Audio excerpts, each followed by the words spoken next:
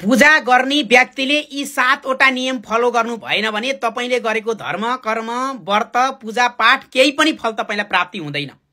एकदमै ध्यान दिनुपर्ने कुरा के छ भने हामीले पूजा गर्दाखेरिमा यी 7 वटा नियमहरु अरु जे गरे पनि 7 वटा नियमहरुलाई हामीले फलो गर्नै पर्छ।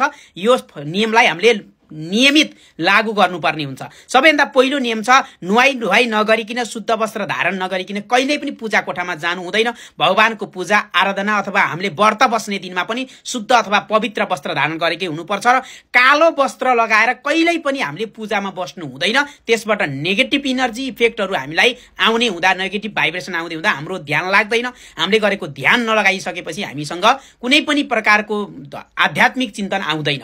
अर्को रह्यो तामसिक भोजन गरेर कतिपयको भान्सा कोठामै पूजा कोठा देखिराखेको हुन्छु। तामसिक भोजन गरेर पूजा कोठामा जाने भगवानको पूजा र आराधना गर्ने त्यो पनि हाम्रो फल प्राप्ति हुँदैन। अथवा हामीले पूजा कोठा किचनमा छ भने त्यो किचनमा चाहिँ कहिले पनि तामसिक माछा मासुहरु पाक्नु भएन।